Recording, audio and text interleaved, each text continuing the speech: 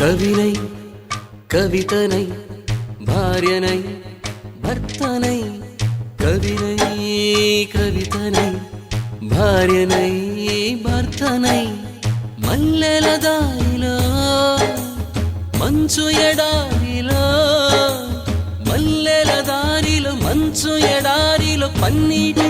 జయ గీతాల కన్నీటి జలపాతాల నాతో నేను అనుగమిస్తూ నాతో నేనే రమిస్తూ ఒంటరినై అనవరతం కంటున్నాను నిరంతరం కలల్ని కథల్ని మాటల్ని పాటల్ని రంగుల్ని రంగవల్లుల్ని కావ్య కన్యల్ని ఆడపిల్లల్ని జగమంత కుటుంబం నాది ఏకాకి జీవితం నాది.